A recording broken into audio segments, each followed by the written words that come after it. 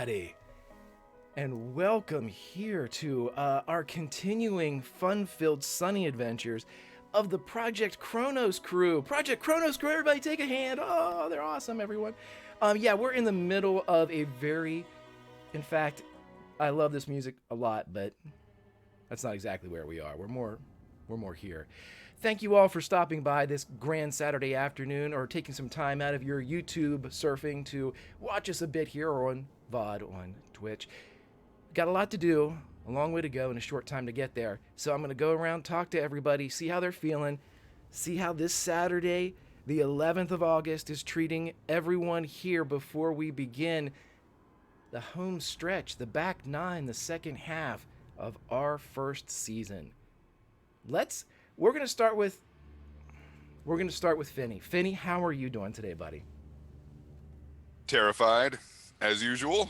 But if you were to ask Pete, I think he would say, well, Greg, the jury is still out on that one.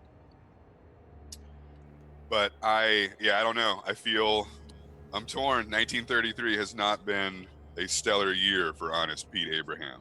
But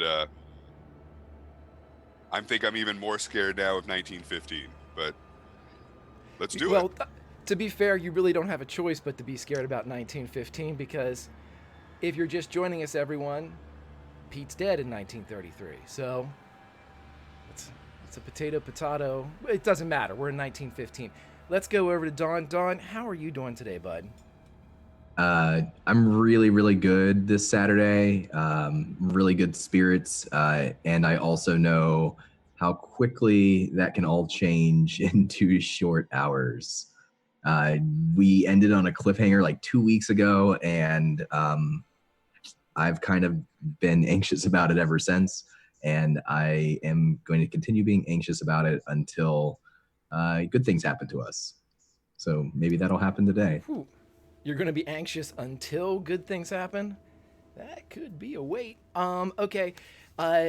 Also, everybody, when you're done watching this, Don just got done running a Pulp Cthulhu show over on Scratch Channel. I'm going to be checking out the VOD later. I invite you to virtually join me as it is Pulp Cthulhu in space. Which sounds... You had me at Dawn. I'll stick around for Pulp Cthulhu in space. Speaking about in space, let's go up to Kiana, who's not in space. She's just somewhere else. Kiana, how are you doing today? I am good. As you can tell, I'm not in my usual space. I am on vacation right now, but I couldn't miss another goddamn week of Fred's Credit because this is a great story. And yeah, 2 weeks ago left me with great anxiety as to what was going to happen. So, I wasn't going to make myself wait another week to figure out what the fuck happened. So I'm here. I'm super excited to just keep going and hope everything turns out okay. That's like the most I can ever hope for. It'll be okay. It'll be okay. Okay, I'm going to be nervous until we feel good things happen to us. You guys are hanging your hat on a lot of things that never happen in Cthulhu, but I'm here to buck the odds. We're here, you guys are 3 strong and 33. We'll see what's going on here as we come around the horn and bring it into the station with Summer. Summer, how are you doing today? And it should be just a normal casual day for Aphrodite or Mimi, right? Nothing? Totally normal. Nothing to see here, friends. Nothing has happened. Everything's exactly as it should be. Yeah, I am great. I have a lot of anxiety over this session today. But I'm very, very, very, very excited because shit is about to go down. In the best way. And never in the history of streaming has there been a better segue. That shit is about to go down, but in a good way. Which leads me into what did happen to provide us with this shit just about ready to go down 2 weeks ago. Well, if you're just joining us here, this is a tale told in 2 parts. One of them with the same cast of players playing the same characters in both 1915, where we are right now, and 1933. We'll get a little taste of that for a second. There's 33. There's 15. And so 15 is where we are right now. So in these 2 stories, 15 being the first time this group came together, 33 being obviously years later, potentially their last adventure. So what did happen last time? Let's start with 33, go to 15, and then come back to 33. In 33, the older versions of everyone here, or in Aphrodite's case, the corrupted version of Aphrodite, were trapped in some type of dimension. Now, this dimension would manifest itself as this kind of nebulous purple, this deep ocean facility, an asylum that Barney once spent time in. Anything and everything that it could seem to draw from the psyche. They met Maxine Schmidt there, who seemed to be some type of caretaker of this facility, but escaped before such time as she was able to be questioned by the group. Upon further investigation, Barney was swept away into his past, into 1898, where he experienced again the sinking of the USS Maine. He came face to face with an elder god that gave him an interesting proposition. That elder god's name is Cthulhu, and the proposition was, if you fail, you must wake me. And so as Barney was thrust back into this dimension in 1933, the rest of the crew was made aware of his plight. While Honest Pete Abraham was trying to exit the same way that Maxine Schmidt left, he could not escape. Aphrodite, who had been in an adjoining room, watched as Jack Kilgrave was swept to points unknown.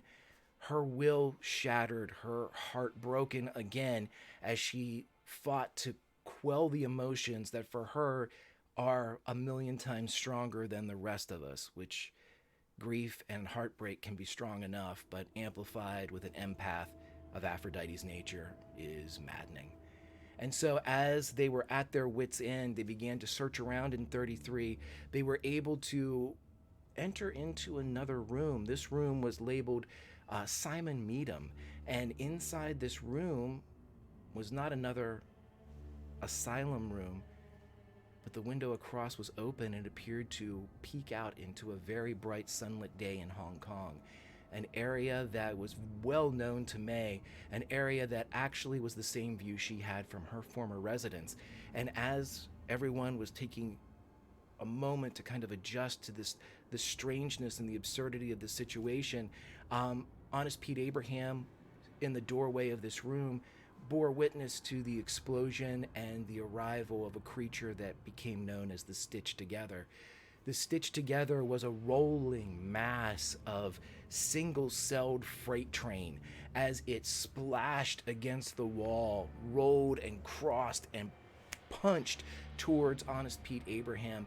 But even its mere presence wasn't grotesque enough, as inside the thin membrane, the window, if you were, of the skin, they could see the screaming faces of people that they knew, people like Lorna Campbell Barnes that they witnessed in 15, people like Albert Einstein, even the face of Joseph Dietrich, their comrade in 1915.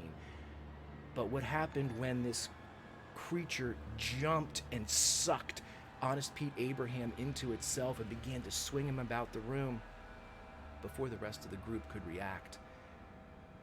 They were frozen as their sanity sundered, and May looked at the Stitched Together and saw the face of her child.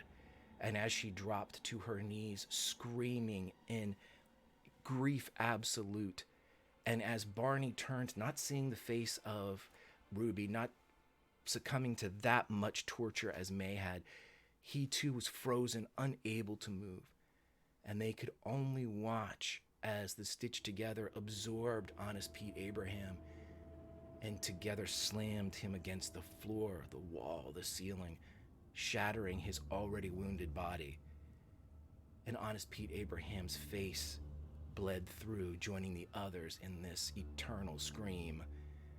And in 1915, the first time that the group got together, they were involved in investigating a murder that had appeared or been committed here on the Orient Express, a train that they were taking to Constantinople.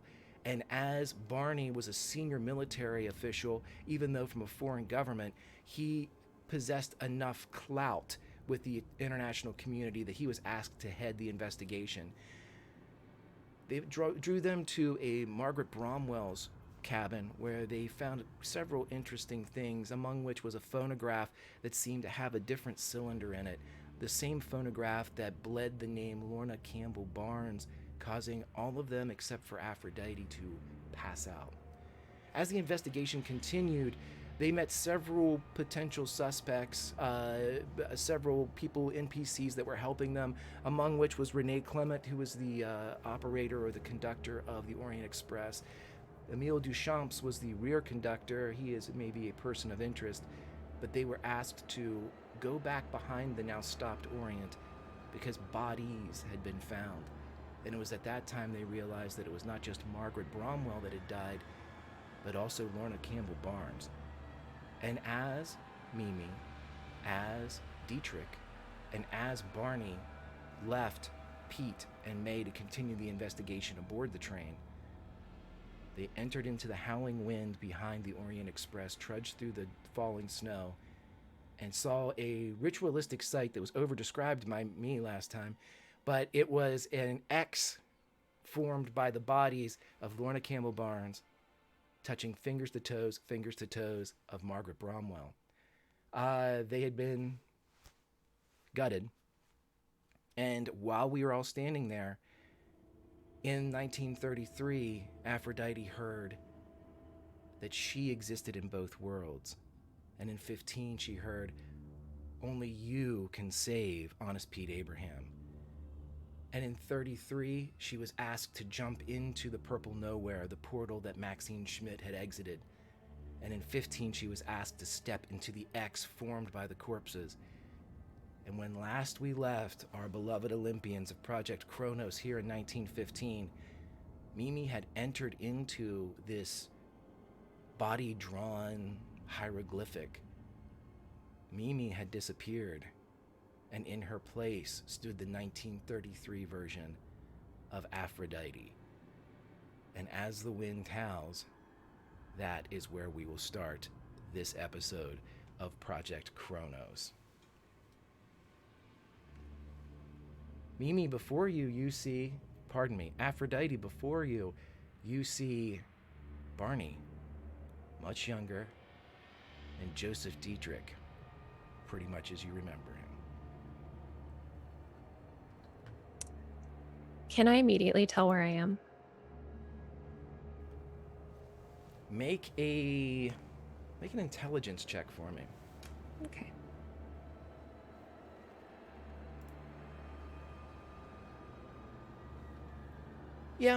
Yeah, you're pretty sure that you kind of look around, and in the far distance you can see the back of the Orient Express as it stretches and kind of curves up the hill, giving you kind of a 3/4 view of the majestic transport.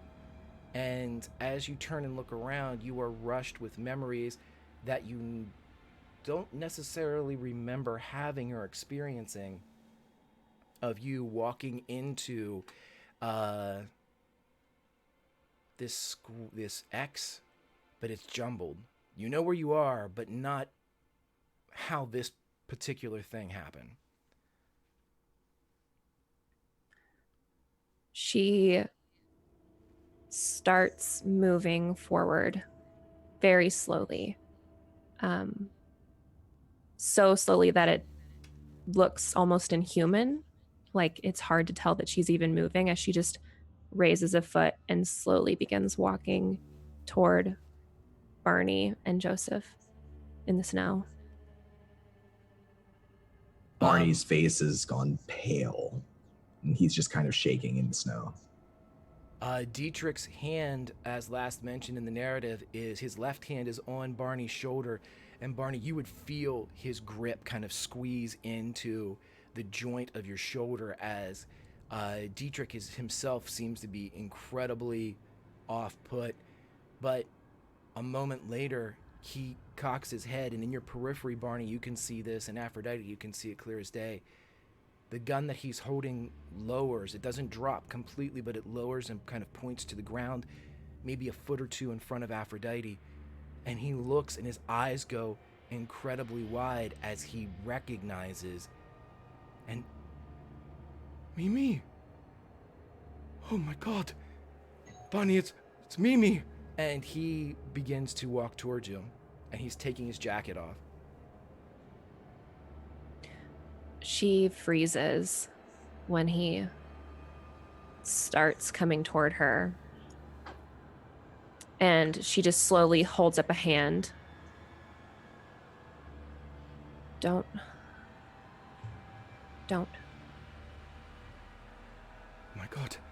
My God, Bonnie, what are we going to do? And you can feel the concern rolling off of Joseph Dietrich. He's almost manic. Barney, instead of lowering his gun, actually raises his gun, but his hands are still shaking, and he doesn't look at all confident that this is Mimi. There's some kind of magic that just happened, obviously. Does he feel any of that? Is that something that he can make any kind of sense of at all? I'll let you do two things here. I will let you do a power check, or I will let you do an occult check. The occult's going to give you surface knowledge. The power check's going to give you unseen knowledge. Let's do power. I don't think he's not critically thinking enough to do occult. Regular success. Okay. So, Barney, as you're looking at this, you feel that there has been some type of shift. However, you are also very aware of the fact that this is Mimi, because she doesn't look different in 33 and 15. In fact, she looks about the exact same age. She just has very pale skin in 33, much longer, darker hair that's obscuring her face. She looks gaunt, weathered, and as if she has been put through the ringer. But age-wise, she looks almost identical to how she did in 15. So you don't need to, this may be a creature that looks like Mimi, but with that power check, you are made aware that this is her. This is a version of her. That actually comforts him a little bit, and the gun lowers, and he'll call out, "Mimi, are you all right?"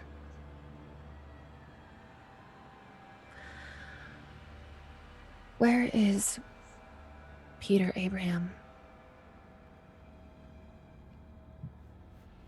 Peter, he's back on the train. He didn't come with us, and at this point he's starting to try to catch up to Joseph. She starts walking forward again, always kind of keeping her hand between her and Joseph, trying to keep him at a distance. What? Joe has his jacket off. There's snow on the shoulders as he has it kind of held out, ready to wrap you up in it. And you feel something that you haven't felt in quite some time, Aphrodite. You feel cold.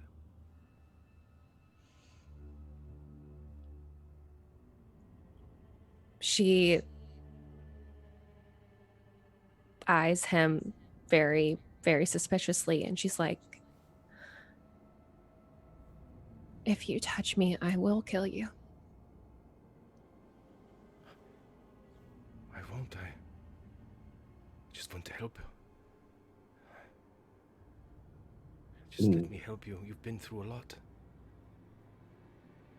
You have no idea. He just keeps looking at Barney. Joe doesn't really have the answers here. Whoa, now wait a second, Mimi. What happened to you? Did you go somewhere? She's not even dressed in the same clothes or anything. So like, there's obviously a significant change. What happened to you when you stepped in that X?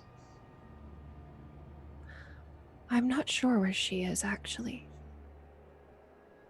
But she's safer than you are here with me.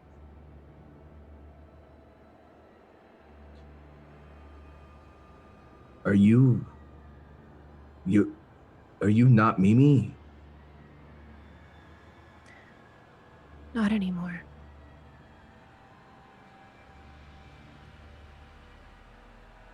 He looks at the dead bodies in the snow, eviscerated and disgusting.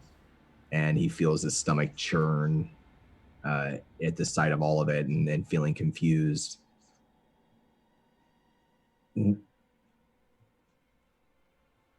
you know where you are right now? Yes. Do you know who you are right now? Yes.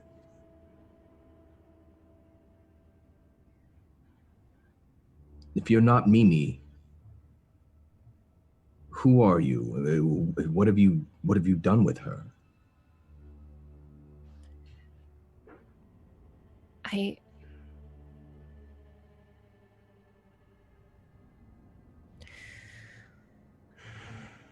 I'm Aphrodite.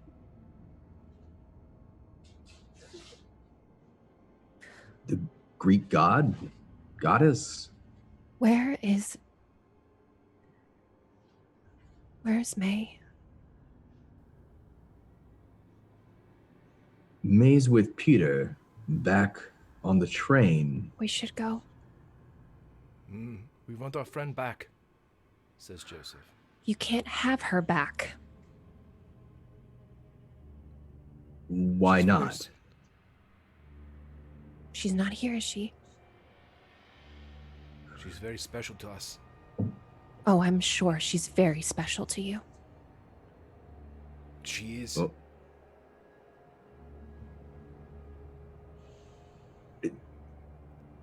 Let's stay calm, everyone. Obviously, some weird shit is going down right now. Aphrodite, I don't know what's going on, but we came out here to find out because there's some occult things happening. If you know something, if you're not here to hurt us, then please tell us what's going on. I'm here to save Pete. That's the only reason I'm here. He's dead. Dead? I just saw Not him. here. Not here. Somewhere else. Joe, is this making any sense to you? No. Not at all. I think you're right. I think this person has taken over our friend. We can't let you anywhere near Pete Abraham or May. We want our friend back. I'm here to save him. Joe's way out of his depth here. And Barney, you'll notice that Joe is holding a crucifix in his hand. It's not really a full rosary, but it's one of the wrist kind, and it's dropped from the left sleeve of his shirt as he took his jacket off, and he's rubbing the crucifix between thumb and forefinger. Please, we'll do whatever you say, but how can we get Mimi back?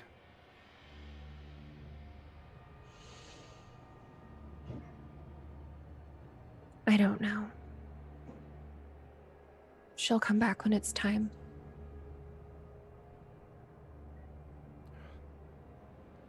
This is not good enough. This is not good enough. Make a power check for me, Aphrodite. Okay.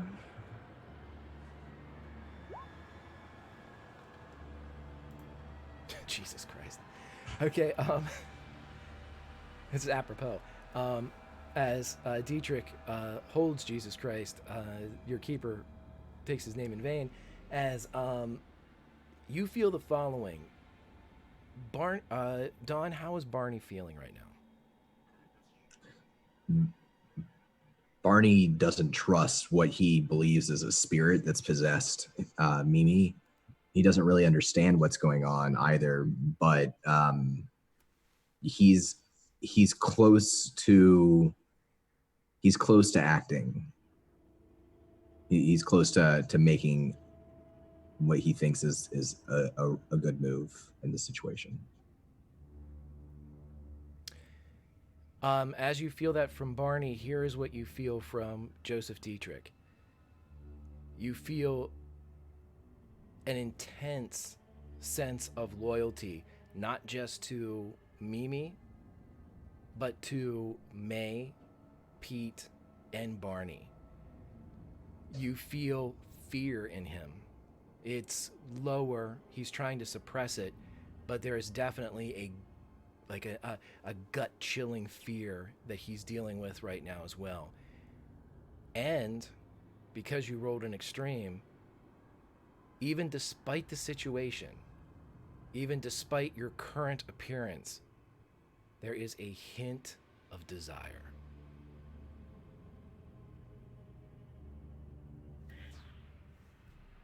She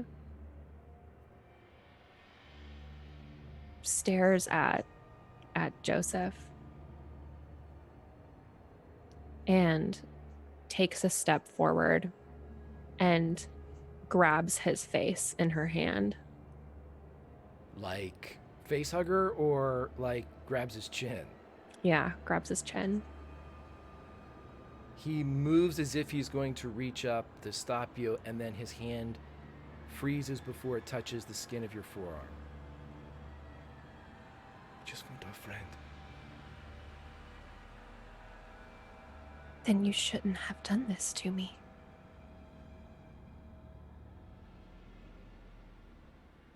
You are right to be afraid of me, because I am this close to killing you.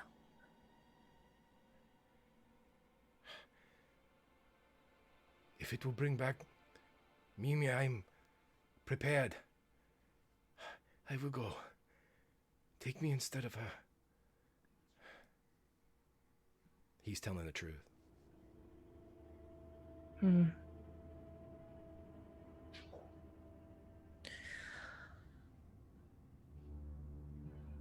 Barney starts to fish out, his hand still shaking. He's dropped the rifle, but he's starting to fish out a lighter from his pocket, and he just gets it out in his hand.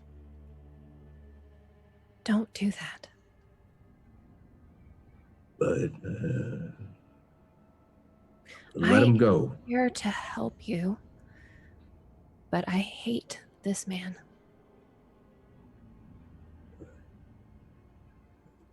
Joe seems okay to me. You just...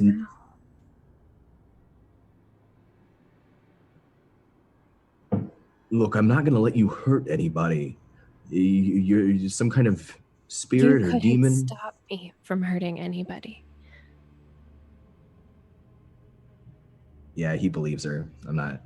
He lowers the lighter. Look, whatever you need from us, let us, if you're here to help us, let us help you help us. We're in the middle of some real bad stuff right now.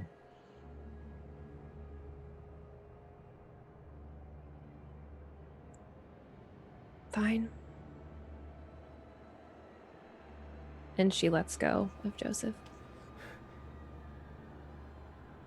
He stands still, maintaining the proximity, and his other hand raises, holding his jacket.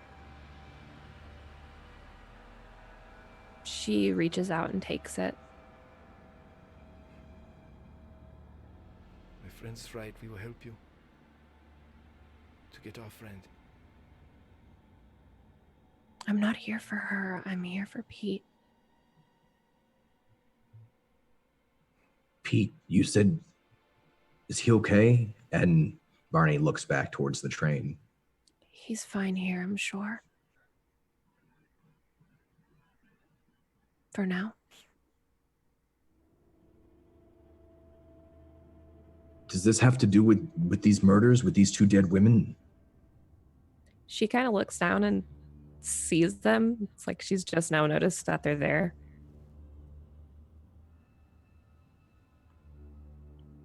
I'm not sure.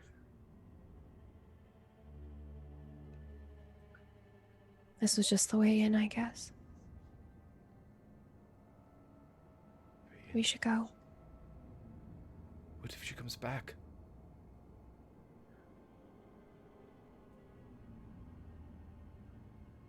Then we'll deal with it then. But I don't think she's coming back while I'm here. I will wait here in case she comes back. She could be hurt. He looks over at Barney. Yeah, she could be. Yeah. There's no use in waiting. No, maybe Joe, maybe he's right. If he stays behind, he can keep an eye out in case she comes back. Also, Joe, will you see what you can find out about these bodies? We haven't had a chance to investigate yet, but we got to find out what's going on here. Yes, I will. And he's like Barney. starting to shiver. Yeah, but Barney takes off his jacket now, and he's like, "You're gonna need this more than I do. Here, you stay warm out here, and if you see anything, if anybody comes, maybe the men who did this or whatnot, come back to the train or fire your gun, give us some sort of signal." Yeah, knock out. I will. I will. Mimi, Aphrodite, Summer, give me the emotions that just went through Aphrodite upon her arrival, on seeing Joe Dietrich, realizing where she was, and then coming to the conclusion that she was going to return to the Orient. When she saw Barney, it was like the strangest sense of relief, because that's the Barney that she remembers. That's the last time she saw him. And so it was kind of just like this weight off of her shoulders that she was with people that she trusted. Not that she didn't trust them in 1933, but this was her family. And then she sees Joe, and it's just the most intense hate for him. And the amount of self-control she exerted to not kill him on sight is pretty much all that's keeping her standing right now. She sees an opportunity to save herself by killing him. And it was just barely overpowered by wanting to save Pete.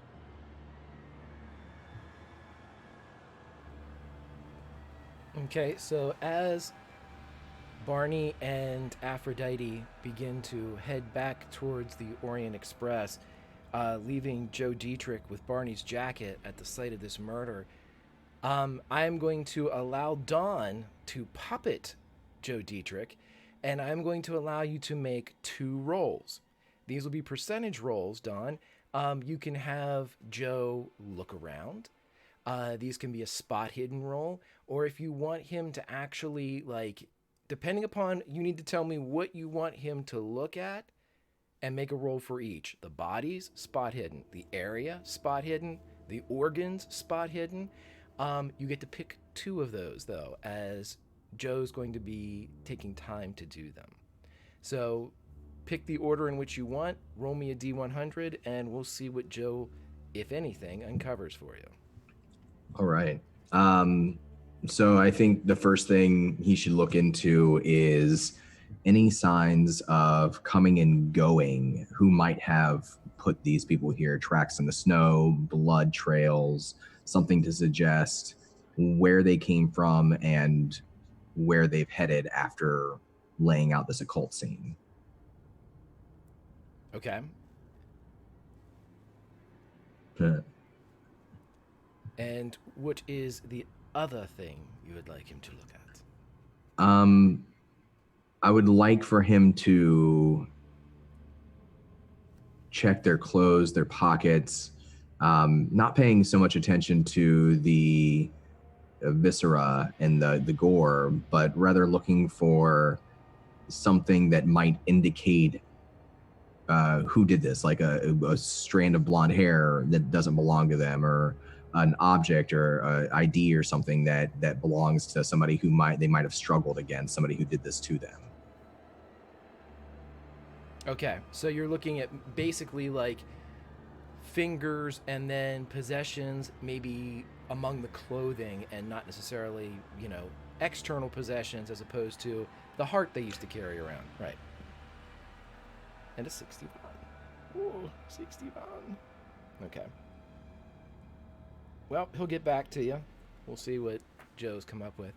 Meanwhile, let's cut back inside the train as we actually progressed May and Pete to the point where they had begun to search around, and we said that May had taken quite some time to, not too long, but she had to take apart the phonograph and things like that, and was able to come up with the odd red tube that seemed to be a addition to the machine as opposed to part of its original construction. Several things happen over the course of the next 5 to 10 minutes. You're sitting there, and I'd like you both to make power checks for me, please. I will let you know, too, that Ozzy gave his two sub-crits to May for a happy belated birthday, and then we also had Prax give advantage to Barney, should he need it at any point. Yeah, I'll crit this. Why not? Okay, so taking no chances with the crit, the potential of bad things happening, and Finney, who is just rolling them bones with his one virgin left that he has of Honest Pete Abraham. Okay, so as there's a wave that kind of rushes through you, May, this would be something akin to, it's almost a sensory feeling of what you experienced in Hong Kong during the wet season, when you could actually look 2 or 3 blocks over and see a wall of water coming. And as it kind of passed over different neighborhoods, you would see pedestrians going about scattering or putting up rain catchers above certain marketplace venues. And you could watch as you might be able to stare up and see blue sky, this wave of water that would just be running with the cloud front would pass over. You both feel that experience, and as it crosses over you, you feel an intense sense of relief, but it's very fleeting. And as that relief, that comfort kind of drops and falls over you, easing your mind to the point where you believe that maybe some of the damage that had been done to your mind could have been healed, it is replaced with a feeling of intense hatred. And as you two are able to push it down, and this feeling of abject hatred,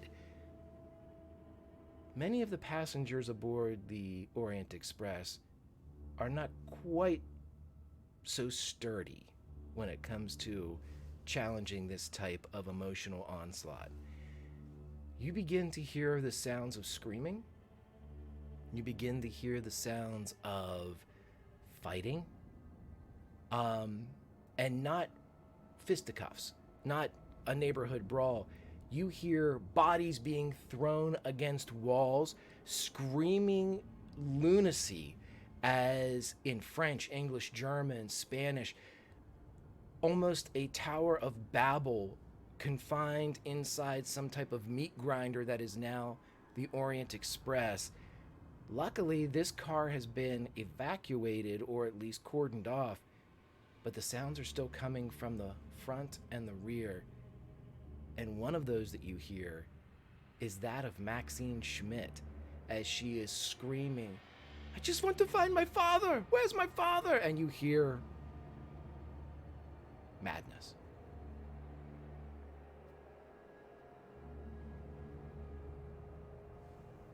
So May having just sent this wave of emotion.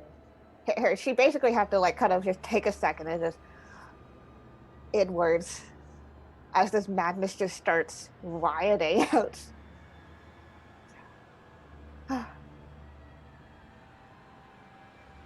What just happened?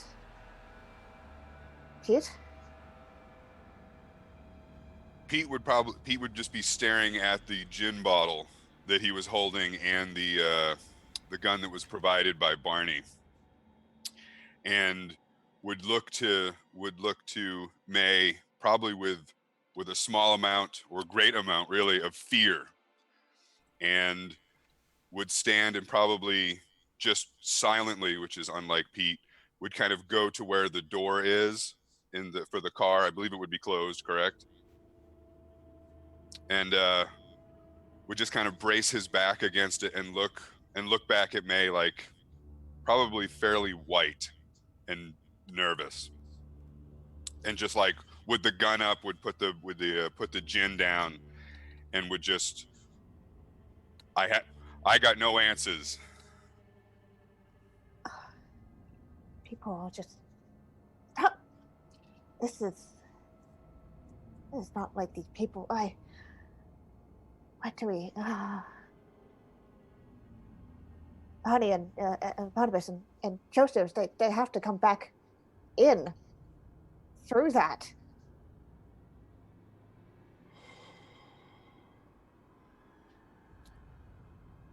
Pete would slowly open the door and take a look into the hallway, kind of a span right, span left down the immediate hallway. Without a spot hidden check required, because there is no way you could miss it, there is currently a member of the train staff strangling Maxine Schmidt.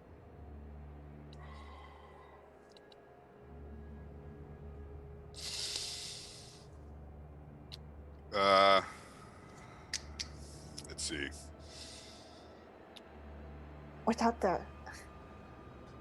Yeah, I would relay the information, sorry. Okay. Yeah. Jesus Christ.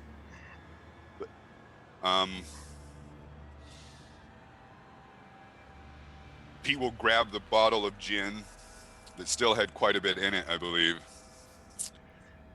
and would, only because he knows Maxine and sees what's going on, I'll take a crack at the guy strangling her. Sure thing. He seems fixated on finishing the job that he started as his fingers are collapsing the windpipe of Maxine Schmidt. Her face is purple. Roll me a fighting brawl to see if you can bottle this train employee. I believe I had 3, so I will go down to 2. Crits is what we're saying. Yes. Everybody. So these crits are now being spent at a rapid clip, which is... That's not you. That's not you either. Where are you? There we go. So you are down to 2 as you crack this bottle against the back of the head. And normally we would roll damage at this point, but are you attempting to kill this man? No. Just like Okay. more of the, like, to stop it, at least get him off of her, and then can go from there. Negotiations can ensue. Right. So yeah, right. Like somebody said, who's just said that in chat, it's a filibuster. Here we go. Yeah, Dawn. Yeah, the attack, the filibuster. So you come up, and because crits, when they are spent, can also do max damage, they can also promote your own narrative. So as you come up and swing the gin bottle does not break, and provides that very satisfactory boom when it hits the back of this guy's head, and he collapses. Not on top of Maxine Schmidt, but off to the side. And it's at that time, Pete, as you swing the bottle and hit this, that you realize, because of the movement of your jacket and the way that your clothing kind of ruffles when you do this, there's something in your pocket. Something heavy. And I'm going to need you to roll a power check for me.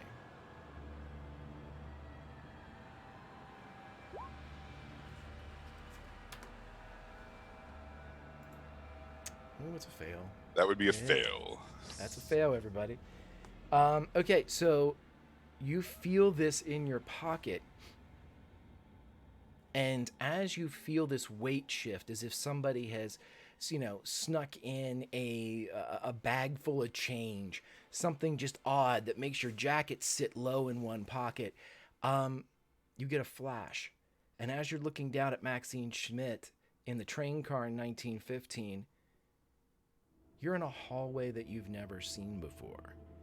And you are chasing an older version of Maxine Schmidt. You don't know how you know she's older because you really are gifted more with her back and the back of her head. But when she turns, the concern around her eyes is accompanied with lines that this current version of Maxine does not possess. So you assume she is older. You know you are older. And there is something coming toward you. Without realizing what you're doing, you've reached into your pocket and you pull out a gun. And the gun is inscribed straight shooter. And it says, given this November 1933 to the 99th mayor of New York City, Honest Pete Abraham.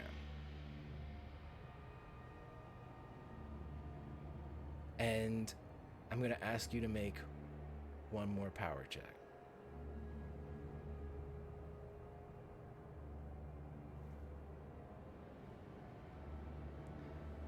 Well, you did this backwards, my friend, as you succeed.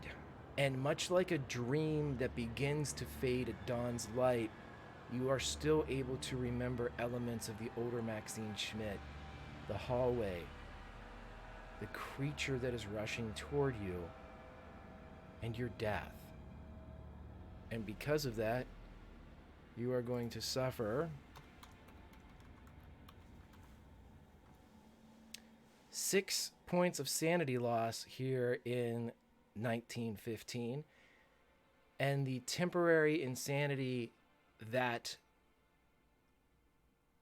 takes you right now is that you're convinced that what you have just dreamt, that this weapon, it's all real. And whatever gin you put into your system, it's not working anymore.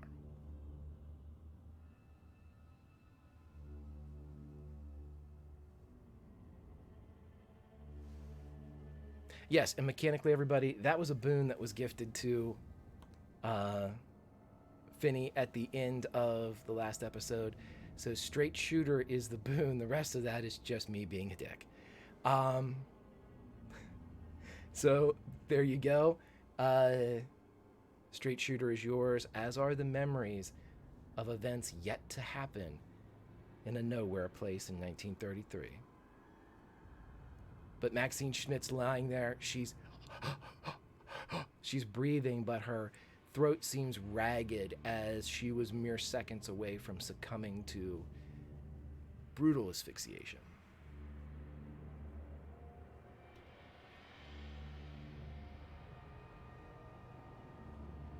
I'm sure it's brilliant, but you're muted.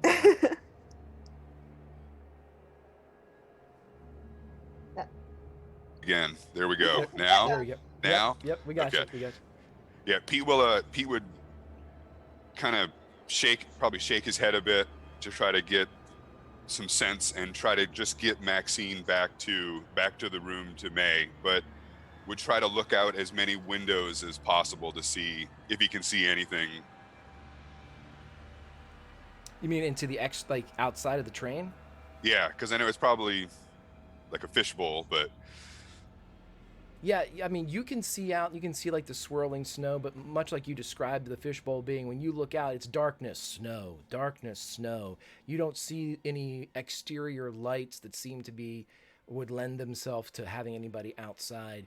But as quickly as you're here and Maxine is kind of coughing at your feet, you feel that feeling of intense hatred that burning desire for violence subside, and the sounds of murder around you in the Orient Express fade, immediately replaced by sounds of scream and concern.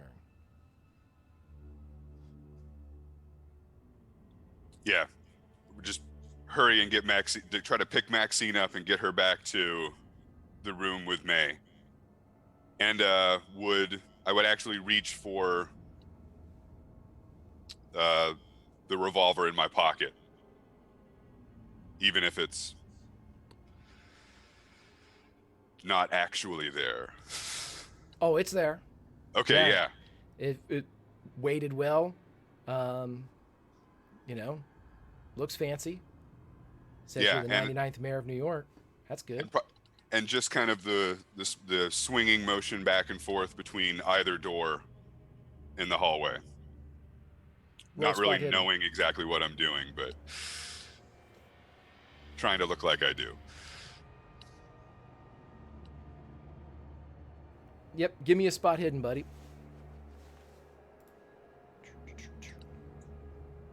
Fail. Yep, nothing here. You're all clear. It's all clear. It looks great. Yep. So yeah, you're able to get back to the room, and May, you see Pete come in, and he's carrying Maxine Schmidt. I'm not even sure that May saw Maxine except for a brief exchange. So yeah, this woman that's being brought in is someone you probably vaguely remember from crossing through the social car on your way back to where you currently are. But she seems to be suffering from, at the very least, severe bruising around her neck, which is already apparent as white marks indicating fingertips are all around the throat area and around the back of her neck. May immediately kind of just motions. I'm like, yeah, I just put her down. It can't help move her so quickly. Yeah, I would move her on, probably let her sit on the bed, and then go back to the door to keep an eye on the ginned gentleman. And to Maxine, and she's kind of, with some weird practice, is telling her to lie down in a certain position. She's examining things a little. She's, for someone, this is odd that she knows exactly how to deal with this in terms of you should lie down like this. Don't move quickly. Take deep breaths, slowly. Okay, are you doing mechanically a first aid? First aid? Yeah. I'm going to try. She's not great at it, but history of stuff. Where is it? Nope. You will also, okay, yes, well, with the fail of your first aid roll, there is some good news, as Lord Conti, who bestowed the stitch together upon all of you, guilt has finally caught up with him, as he has given boons to all of you as a peace offering. So boons will be coming narratively as we see fit, but boons for all Olympians. Despite the failed first aid roll, May, you're able to realize that she's not dying. She was very close to being killed, but mechanically speaking, hit point wise, she's not at death's door. Okay. This is something though that's going to obviously take her a bit to come back from, as it's more of a psychological thing than a long-lasting physical ailment, as she was throttled, out of the blue. She seems in shock. Her skin is cold. She's covered in sweat. She's just staring straight ahead. Her hands kind of keep, even as you were examining, kind of absently reaching for her throat. It's as you near the end of your examination and kind of get the information that I've given you, she looks up at you and she says, my father is missing. Your father looks over it. Pete, I seem to recognize this woman. Maxine Schmidt. Yeah.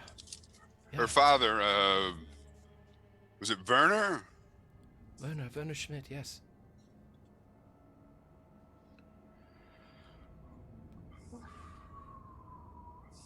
this someone we should look for? Pete?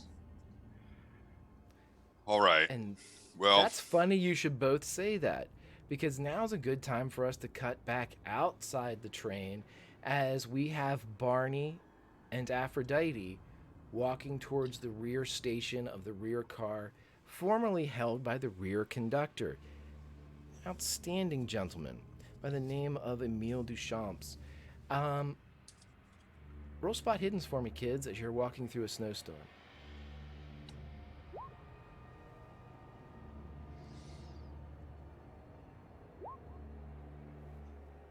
Just a lot of snow out here. I will tell you what you do spot. Aphrodite, you are freezing. Your legs are numb up to... Your legs are numb up to the knee. Because as the narrative dictated, the tyrannish Aphrodite, with the briefly wearing Honest Pete Abraham's jacket in 1933, been completely naked. Now she's wearing the jacket of her best buddy Joe Dietrich, and for all other intents and purposes, completely naked. So you are freezing to the point where, and this is me being a kind and benevolent keeper, you are about ready to start taking damage for this. And you still have about a quarter of a mile to walk. Great. She's powering on ahead. She can walk a lot faster than Barney, but she's trying not to leave him behind. And Barney, younger in 1915, he keeps up as well as he can. He's athletic fellow, but he's still struggling to keep up with her, and he'll call out, "But Aphrodite, please tell me what's going on. Well, anything. You have to know something." All I know is that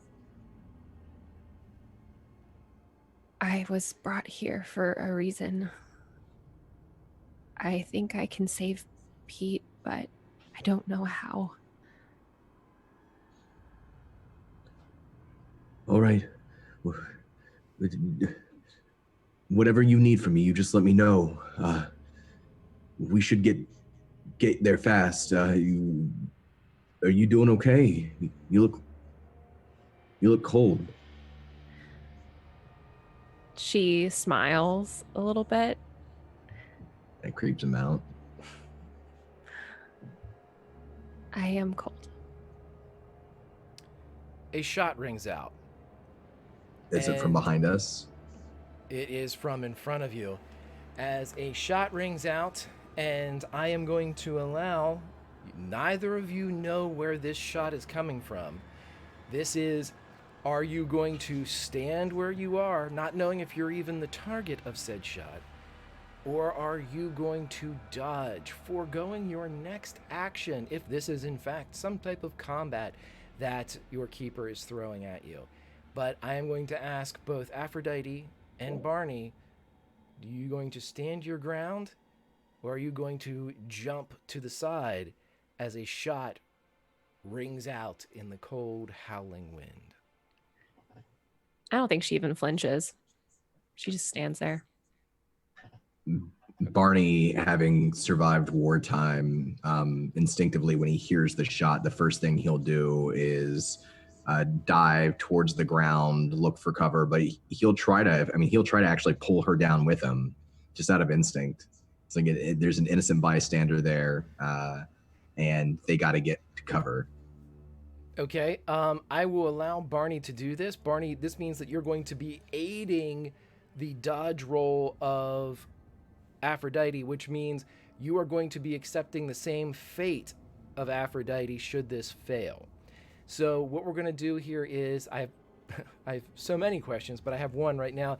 The first one is, Barney, I need a strength check from you, and Aphrodite, if you are going to just go with it, you don't really care, no strength check. If you're like, what's this fool doing?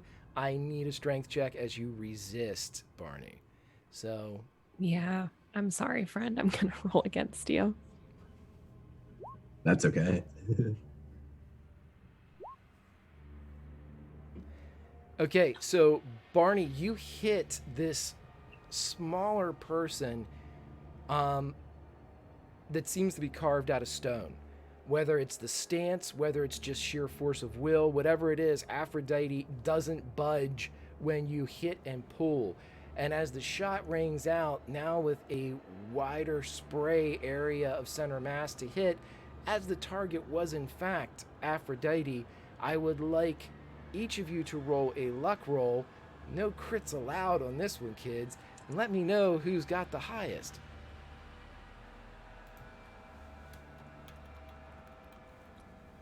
I rolled a 90. Yeah, 55 for me. Well, Barney, only 1 point of damage, as maybe it was just enough movement to offset and budge Aphrodite a bit. And you feel that telltale bite of a projectile as it lances through just your shirt sleeve, your jacket back with Joe Dietrich. But it lances through there, drawing a line of blood along your upper bicep. Nothing bad. You've been in war. This is even something that you could stitch up yourself. You're fine. However, when you look up, Barney, you would recognize the face of Emile Duchamps as he is standing there with a smoking weapon pointed back at the two of you. There is another man on his knees in front of him. That man is Werner Schmidt. And he takes the gun, puts it against the back of Werner's head, and says, "What are you all doing here? Outside the train?" Emile, it's Barnabas. I know who you are. One of our friends who got lost out here. And what are you doing here? Can I run over there and bite the shit out of this guy? Can you run over and bite the shit out of him? Yeah. Yeah, I mean, of course you can, because this is my game and I love shit like that. But yes, so I will allow you to run over there and bite the shit out of him. However, as you start to go, you get 3 damage as the beginnings of frostbite is setting into your lower extremities, and the numbness in your legs might put this at a slightly higher rate of difficulty for you. So what I'm going to ask from you, if you want to clear the distance, it's going to need to be a dex check at extreme or hard to clear the area. He's still going to get a shot off. He's going to roll for it, though, as you're doing crazy shit. Okay, yeah, I'll just crit it. Okay.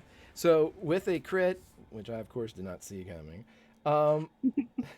with a crit, you shoot across the area, moving. Barney, you see just a flash as this creature that looks like Mimi, sounds like Mimi, decidedly does not move like Mimi, not any Mimi that you've seen so far, zips forward, almost parting the snowflakes as she clears the space in a blink.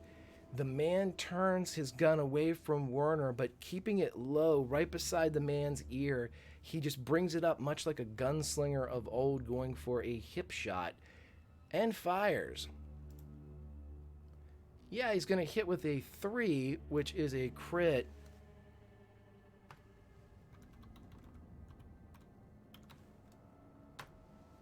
For 13 damage as this shot tears into the shoulder of Aphrodite, spinning her a bit off of kilter. And the man is vulnerable to you, so you can make an attack on him, and I will give you a fighting brawl on this one, and we will decide what the bite of a god does should you hit. Okay, I'll just crit it again. Okay, so that's taking you down to 3 quits. Mm-hmm. And we are going to say that the bite of a god does 1d6 damage.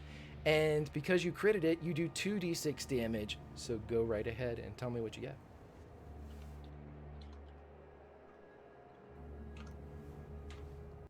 9. 9? Okay, so as you hit for 9, you sink your teeth into the man's neck, but he pulls away enough where you take a mouthful of flesh with you. But when you pull the flesh aside, kind of streaking and stringing it, much like someone would do if they were poorly tending and treating leather, and as these strips peel off in your mouth, you realize that the wound is not bleeding.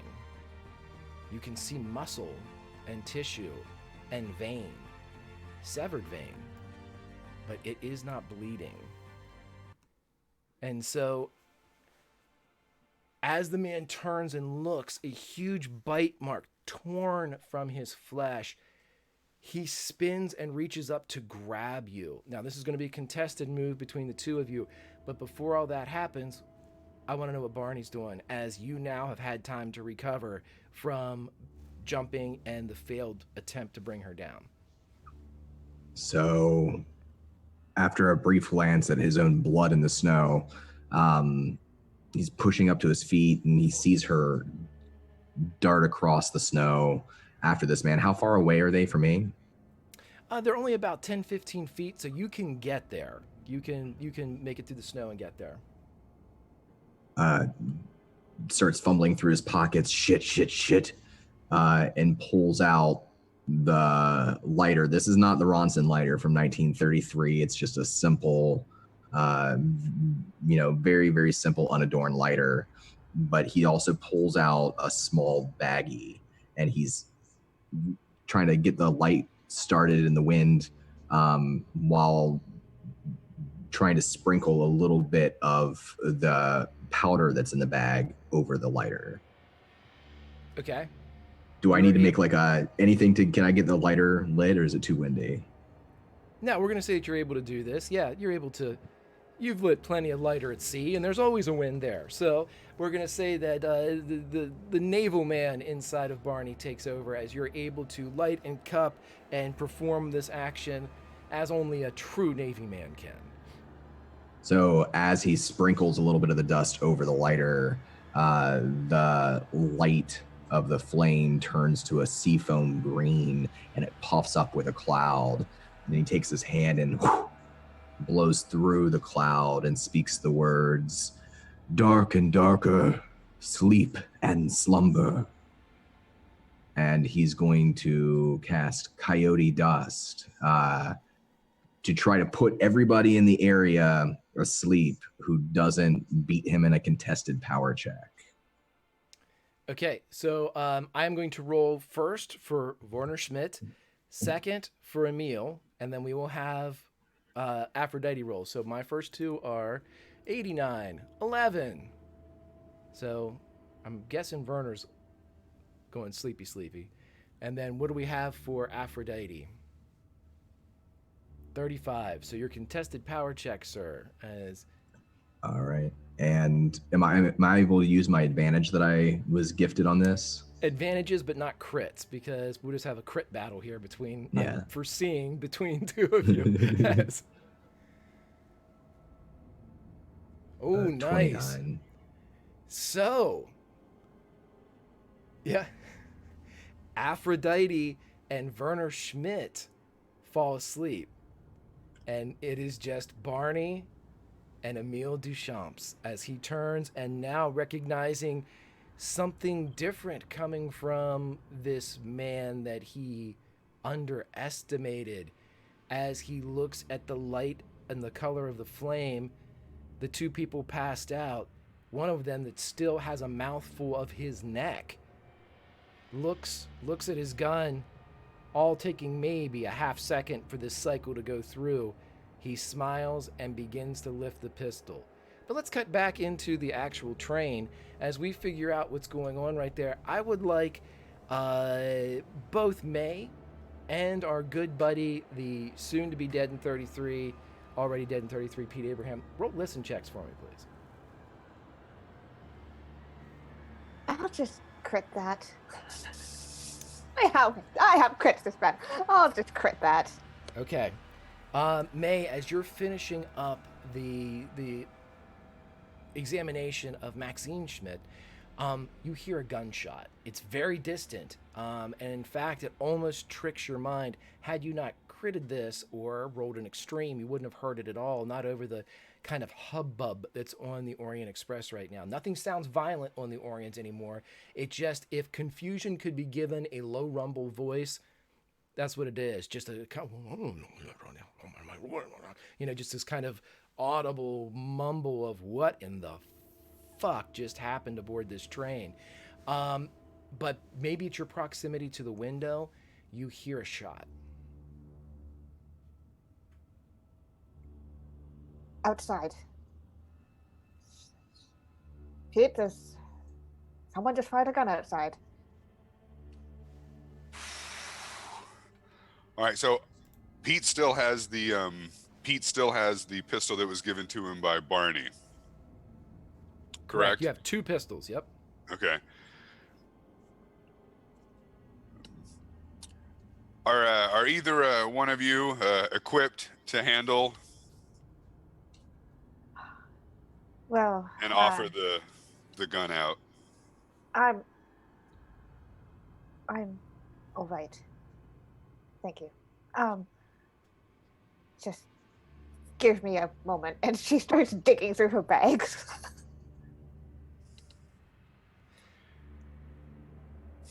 Yep, so you, we're going to say that you go ahead and do this. The window is an exit. You also can slip between the cars should either of you wish to go outside of the train. This is not me prompting or taking player agency, but I want you to know that there is a way out of this car if that's what you're preparing to do. If that's what you're preparing to do, okay, I need to know which direction you would like to go. The traditional route, which is between the cars, or the non-traditional route, which is out the fucking window. So, just let me know. Yeah, May's going through her bags, which she had probably dragged to this room, filled with all her stuff in it, her tools. She pulls out what to Pete looks like a glove, except encased in wiring. It's very clunky looking. And if you don't mind me asking, how is this going to help our present situation? It's just it's a prototype I was working on. I guess this is a way to test it out. Either that or just punch him. Whoever is shooting, if there's something wrong. Let's just go. Sounds like a plan to me. Are you opposed to just jumping out the window? Why, not if there's a perfectly good carpeted hallway with doors, right? I mean, I suppose so, but I don't know if I trust what just happened earlier. Can I take a look out the door at the gentleman in the hallway? Oh yeah, you sure can. Now remember, doors always close on these cars because they're rolled for safety. So you'll have to open the door and crack back out, but absolutely you can do that, honest Pete Abraham. I will do so. Okay. As soon as you open it up, I'd like you to roll a spot hidden, and I'll give you this one for free. Something very wet runs over your shoes and into the car. It's as if a bucket had been put and leaned up against the door and something had rushed in. But I will take a spot hidden from you and a spot hidden from May, who is witnessing this from a different perspective this time. Great. Okay, so I'll do May first. May, as you see this fluid rush in, you realize, well, son of a bitch, this is the same thing that happened to, that's not water, that's gasoline. That's what goes through your mind. Finney, what goes through the mind of honest Pete Abraham is, holy shit, this is gasoline. Holy shit, what's that little kid doing holding a lit match? And because of your extreme success, Finney, you are able to get one action out of honest Pete Abraham as this box of flaming matches that are firing with magnesium bursts and stutters is tossed by a 9-10-year-old blonde boy who is cackling maniacally and throws it from a relatively danger close distance, but just enough to throw it right in the middle of a puddle of gasoline that he has somehow found aboard the Orient Express. Damn it. Oh. So just hypothetically, what would the shot distance be? Not that I'm advocating. I'm just throwing it out there. You could fan the hammer if you wanted to. You're in that type of range.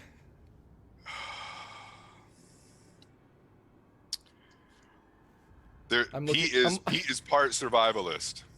I'm looking for X's in the Zoom. Okay, we're good to go, everybody. Okay, so Pete, what are you doing? Let's go bold. I'll fan the hammer on the little bastard.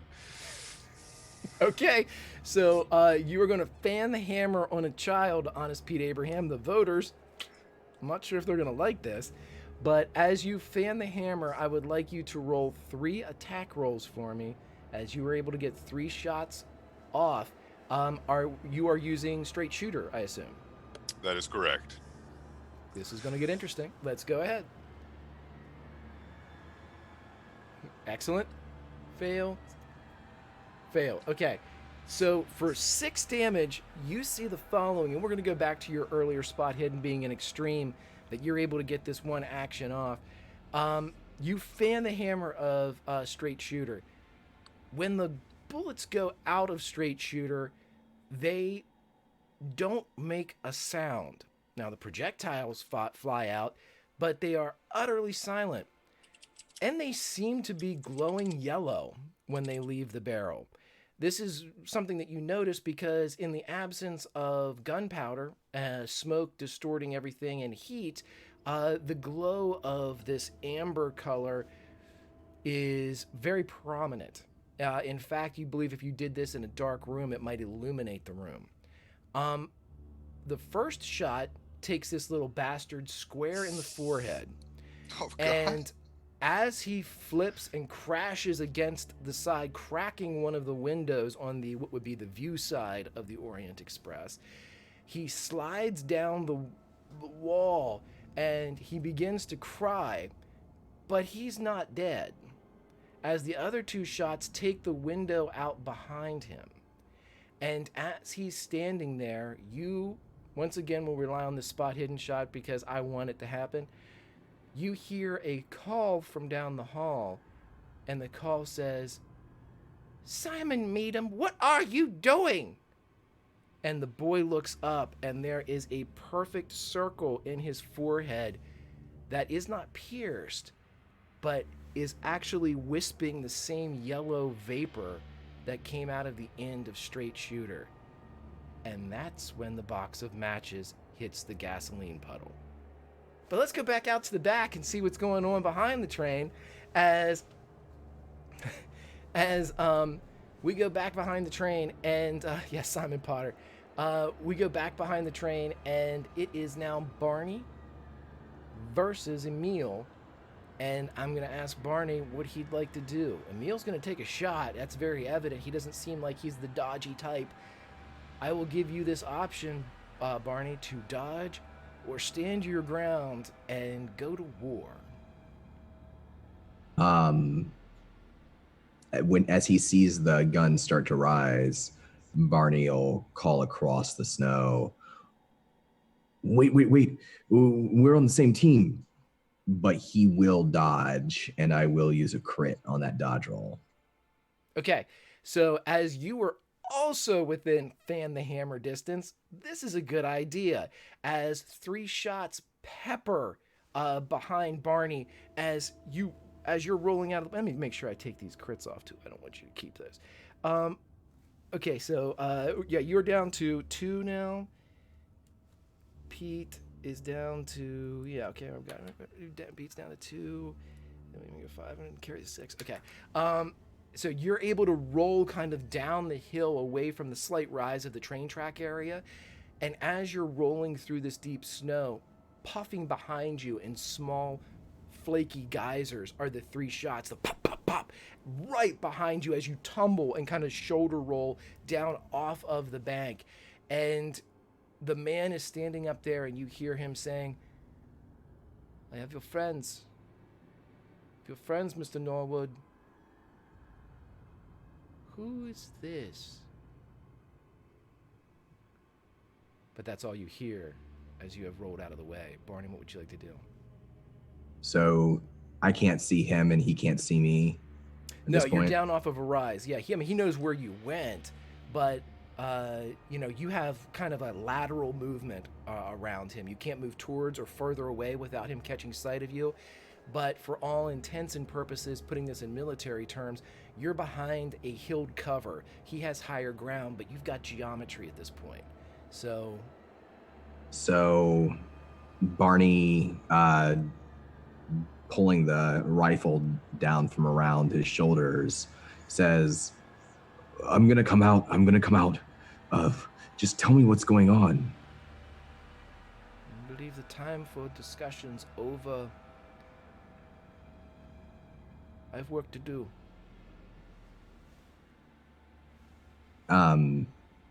He sounds like he's in a different place too. He sounds like he's moving as well. He's moved as well. I want to use my talent, Shadow, and I want to play it like this. I still have to roll. I don't know if it'll work, but it's stormy, right? Yeah, it's starting to snow pretty heavy. Mm-hmm. Barney whispers into the wind an arcane word, and the wind gusts, spins around, and for a moment there's a flurry of snow that's heavier than before. And in that moment, he's going to try to sneak around and get into a different position, get away from the hill without being seen, his rifle ready, going on the hunt. Okay, so are you trying to get away from the rise of the tracks? Are you heading away from the train? Are you trying to kind of roll over to the opposite side? Like, are you trying to completely flip the script and get on the other side of the tracks, or are you... He's trying to change position, get towards the train without getting closer to where he thinks Emil is. Because he knows Emil's got a handgun, he's got a rifle. He wants to spot Emil, but he wants to use distance as much as possible as his benefactor. Okay. I will allow you, let's see, what do I want you to roll here, man? I want you to roll a stealth, but I want you to roll it at advantage because it's dope and that's awesome. So we're going to do and that's what Shadow is too. He gets advantage on his stealth checks. Yeah. So, oh shit, I'm rolling so well. That's really good. All right, well, and again. Not good enough. Okay, so as you're able to creep around, and you actually cover quite a distance as you creep back towards the Orient Express, nature aiding one of her favored sons as Barney is very comfortable in the outdoors. It seems though that it's just bad luck that Emil was shadowing in the same direction, kind of foreseeing the way of getting to more cover being the Orient. And as you pop up, he is there. And the two of you are faced with another decision as it takes him a moment to register where you emerge as you start to kind of rush to creep towards the Orient. You both have the drop on one another. So as you both affixed to the position, I will again ask you, Barney, do you wish to dodge this or do you wish to go to war?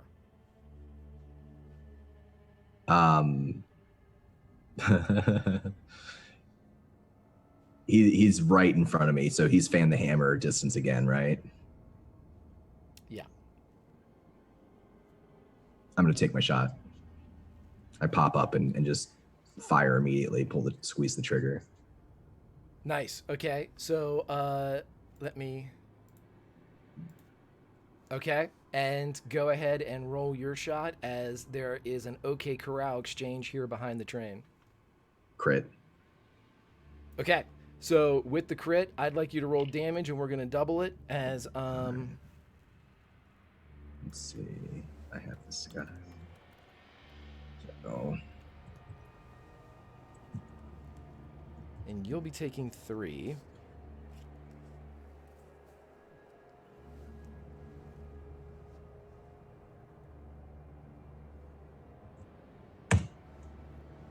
$28.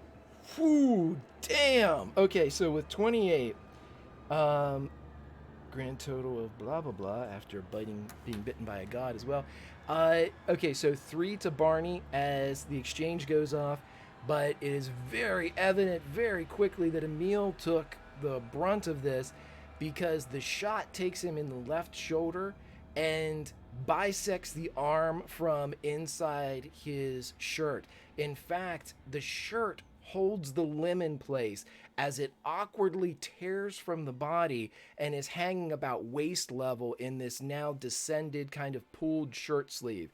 Again, no blood anywhere, which is awful odd, but he looks down wide-eyed at the now useless limb that's coming off of his arm, and for the taking this much damage, even whatever Emil is, he is stunned for a round.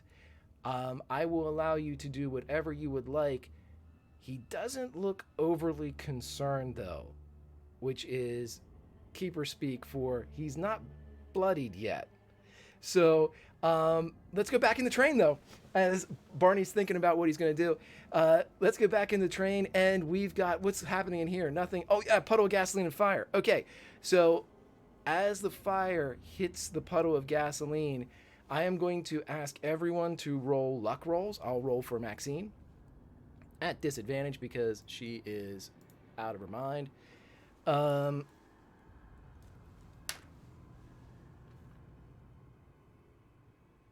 Okay, so here's what you can do, Finny. You may perform an action as simultaneously with the box of matches hitting the gasoline puddle, or you may give that action to anyone else around you. You may give it to May, you may give it to Maxine Schmidt, whatever you would like, but this is the last action everyone will have before the explosion hits. Pete has always been one for the people, so he will give his action. Who would be immediately behind me? May would be at the bedside, closest to the window, if that you need a locator. Yes, I'll give it to May. May, what would you like to do? Okay. Cool. This is fine. Everything's fine. Jesus Christ. Someone's yelling at me. Shit. Yeah. May wants to get out the window, but she also wants to help someone out the window. I love it. I love the selfless nature. I will allow you to make a strength check if you want to pull somebody with you out the window. Now, I will remind you that if you fail in this, you will be subject to the same penalty that whoever you're helping, much like Barney was before with Aphrodite. But yeah, I'm starting to open that window. Maxine is still, she's not doing great. So, yeah, I'm going to crit that strength check, Greg. Sounds good. As I throw open the window, yell for Pete to get the fuck out, and just grab Maxine and try to haul her out with me. Okay, a couple things happen together. You and Maxine tumble outside the window into the snow below. That is quickly followed as you kind of adjust your eyes to the darkness that's outside. You're quickly adjusting your eyes to the bright flame that erupts outside the window as a puddle of gasoline lights. But as you know, if you've ever seen Mythbusters or anything like that, this is not like a concussive blast of force that happens. This is just a lot of burning. And so as this lots of burning goes on, it starts to burn the legs of Honest Pete Abraham, as Honest Pete is standing in the middle of the gasoline. And so Pete takes 9 damage as the fire rips up his legs and begins to burn around waist level, dangerously close. We're in the DMs, you're in the, you know, the militarized zone here, as we have, you know, crotch level fire is beginning to become a distinct possibility. However, you do have Honest Tanning Salon. Yeah, you do have an action here. There is fire to the left, fire to the right, fire behind, and an open window. I do believe court is adjourned. I will make for the window. Okay, and just give me a dex check as you are running through the fire. This is like something that would be at a team building retreat for dickhead CEO corporate types where they walk over the coals. Only this one has gone seriously awry as Honest Pete Abraham is running over fucking fire. But yeah, give me that sweet dex check.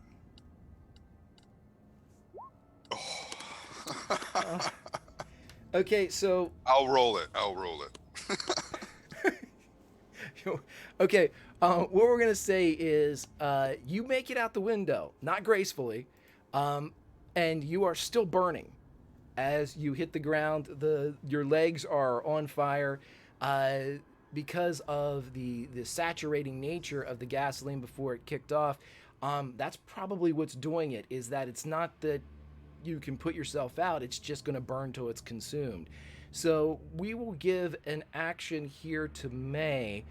As he tumbles and falls out, we're going to give Honest Pete 3 more damage as the smell of barbecued Pete begins to become an added attraction sensorially here to the countryside. May, what would you like to do? I want to smother that damn fire with fucking snow. We're in the fucking snow. Okay. All right, sure. I'm not going to argue with you. You're in the snow. I will allow you to do it, and you are able to put out Honest Pete Abraham. No roll required because I'm a benevolent person, and you're surrounded by fucking snow, so that's kind of weird if I told you you had to roll for it. So, yeah, you get Honest Pete Abraham out. The car is burning brightly behind you. There's thick black smoke coming out and kind of already staining the polished metal above the window frame. However, you do hear now a number of shots coming from, about 100 yards down and to the right of the train. And that's when we're going to go back as Barney, you are standing before a man that is stunned. And by stunned, I mean he's not frozen. He's just kind of reacting to having a bisected left arm. And what would you like to do, as he seems to be considering other options? So 2 things. One, with Coyote Dust, the person who's asleep awakes by force when they take damage or by a loud noise. Would that rifle shot have been loud enough to wake up Mimi, or wake up Aphrodite? Let's see. Mimi, roll Aphrodite, pardon me, roll a luck roll. Hell yeah. I already knew what she had, so I just that was unnecessary trauma right there. All right, so as the rifle shot goes off, Aphrodite, your eyes crack open. However, when they crack open, as you had been now lying in the snow, you take 2 more damage as the chill has now crept through other parts of you, as you are on the ground, but you are awake now. You come awake just in time to see the stunned reaction of Emile Duchamps. Is Werner Schmidt still asleep? Yeah, Werner's still out. I feel kind of bad about this a little bit, but I'm hurting. So she crawls over to him in the snow and is going to grab onto him and take from him to heal herself. Okay. She's going to leech him So out. All right. he has to make an opposed strength check. Okay. We're going to say that you go ahead and do it because he's fucking unconscious. Yeah. For each round that I have him, I'm depleting 20% of his power stat and restoring 20% of my total HP. Okay. So, yeah. The Werner Schmidt battery has been hooked up. And you will say that for the first time, Werner has quick math. You get 15 HP back at the end of this round as soon as you. All right. Are they like on the? Are they behind Emil? Yeah, we're going to say that if you're looking in the theater of the mind here, we've got the end rear conductor position car of the Orient Express, Barney and Emil, and then further back, like towards the direction of Joe, is Aphrodite and Werner, the human battery. So he's not seeing that horror fest that's going on back there. I mean, he's just giving him a hug. It's a really nice hug. Barney will, seeing this as his moment, even though he doesn't understand what exactly Emil is, try to basically use that stun to grab the gun and get it out of his hands, like disarm him of his weapon.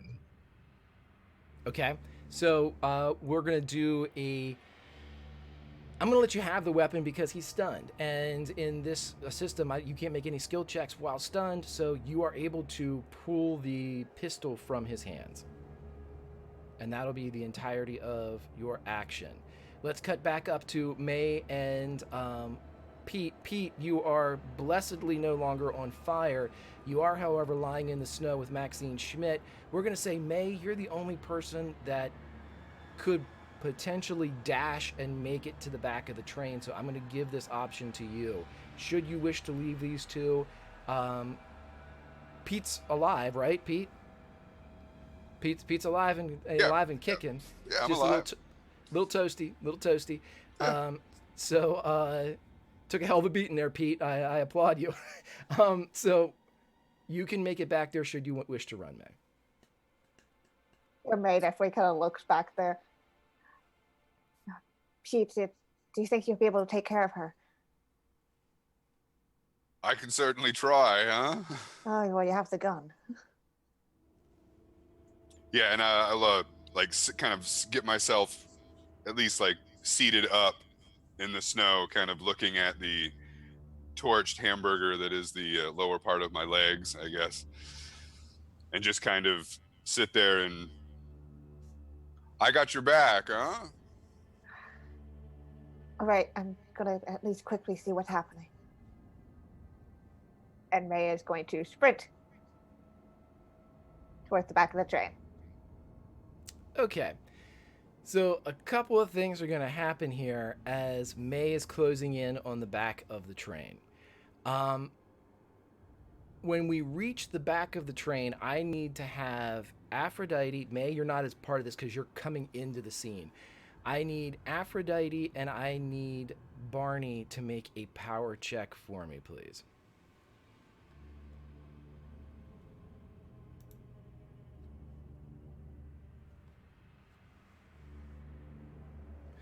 Okay, so very close spread there as Don,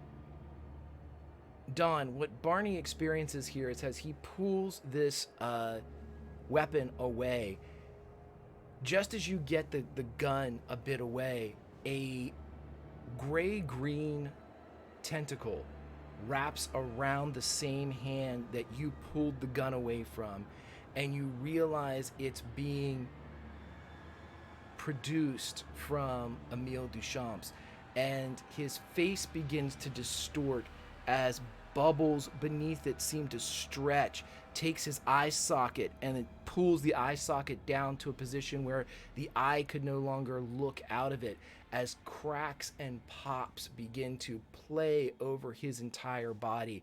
It doesn't grow, it just adjusts. And as it adjusts with these cracks and these moves, you see that from the bite mark and from the sleeve mark, now there is an ichor that is produced, as if whatever was beneath this flesh waiting to reconfigure had been wounded. Just the skin, just the costume that it was wearing had not been. And so as it moves and rolls and cracks and the neck shifts and breaks, I'm going to need you to make a sanity check. I'm going to need Aphrodite to make a sanity check. And May, yeah, you're good. So let's go ahead and do that. Aphrodite, do your sanity thing. And here's the thing. You've got one person close to you.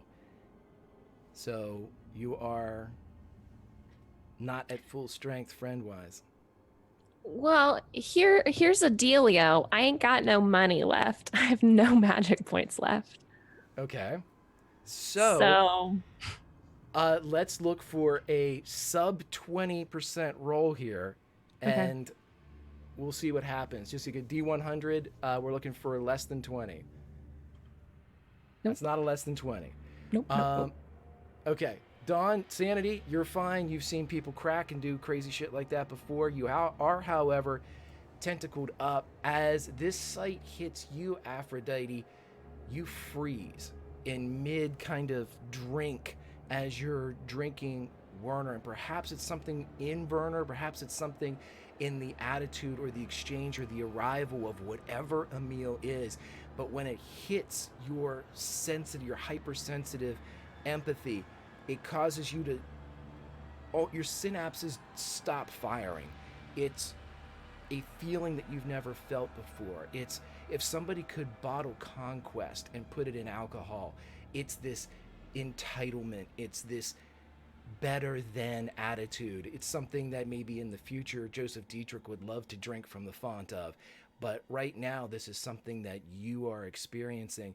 And as you sit there and as it freezes and locks your body, where once this arm was that had cracked off as Emile Duchamp's, now twin tentacles writhe from the stump of this appendage and they lash out towards you. And just as they are ready to wrap around you, you feel a shove from behind. And as you kind of turn and list, still not able to move your eyes, you see Joe Dietrich as the tentacles wrap around him and his hands had just pushed you out of the way and he's getting pulled towards the creature who is also locked with Barney. May, you run around the corner, and when we start the next session, I'll have you make your sanity check. And that, ladies and gentlemen, is the end of our session of Project Cronus.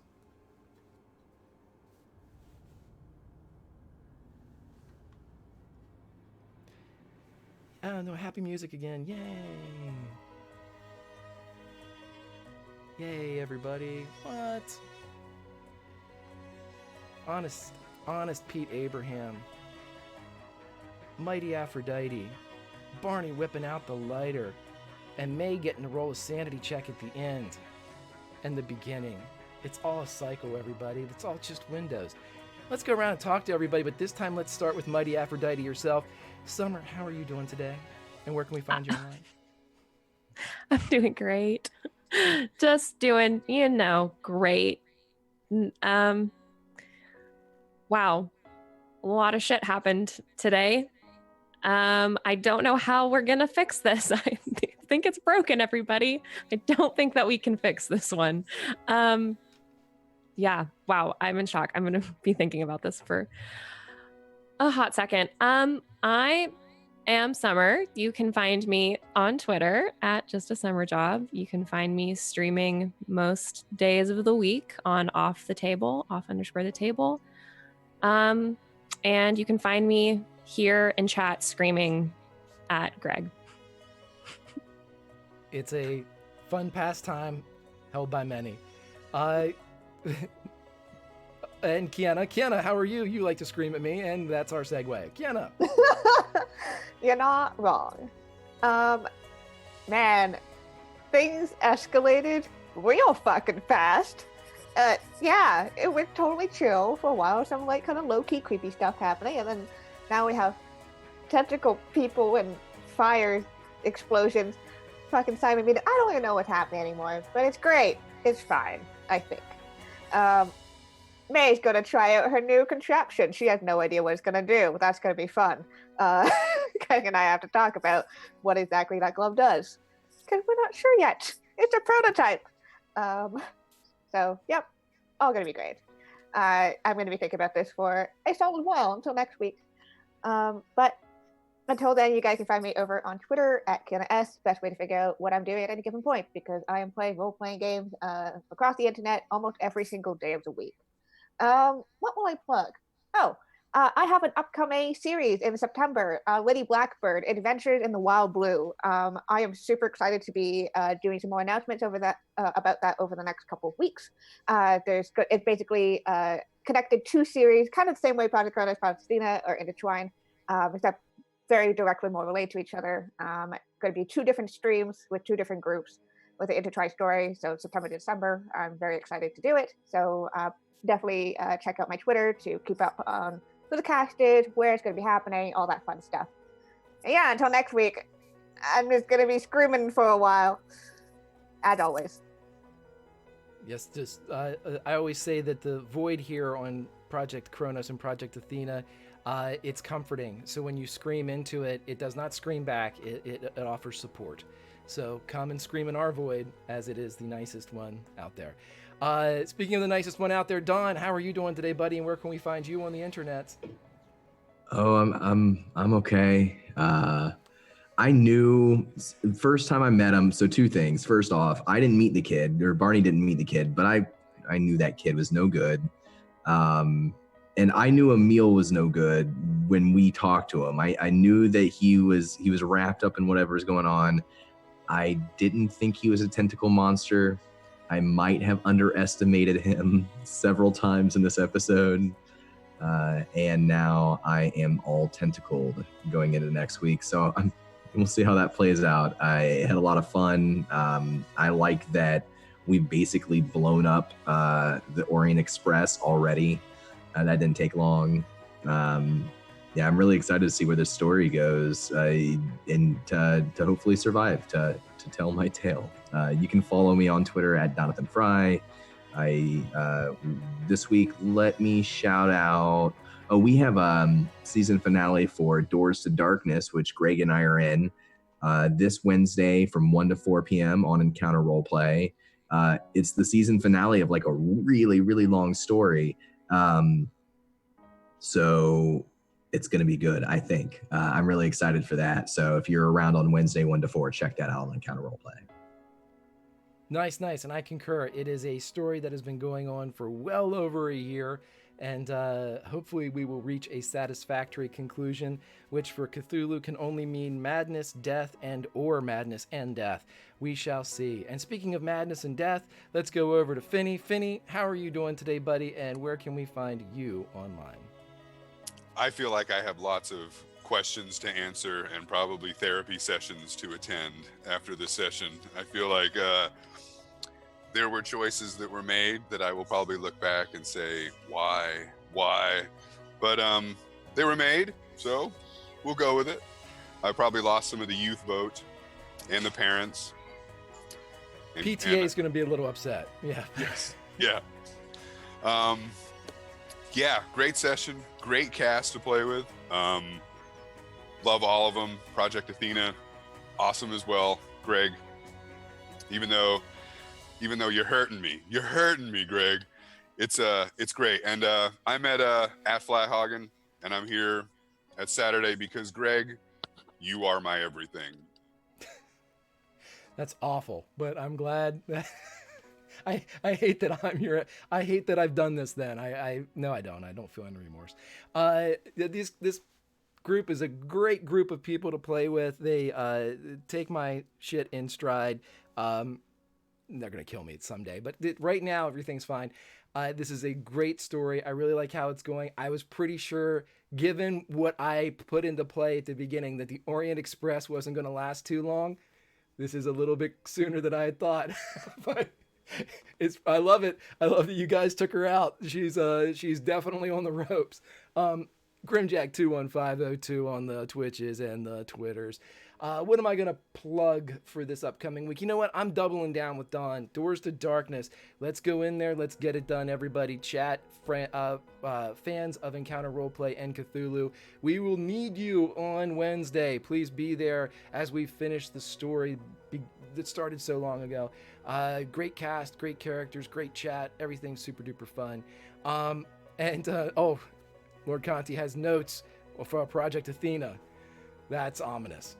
Until, though, next week when we see what happens with these lovely people in 1915, we got to double down and see how the events that have either already transpired or could happen in 15 might help change the course of history in 1933. We'll see, though. Until then, 2018 sucks, everybody. There's no easy way to put it. But 1915 and 1933 are filled with eldritch horrors, and somehow it's better. So until then, make it through 2018. We'll be here waiting for you in 1915. Let's get it done. We'll see you next time.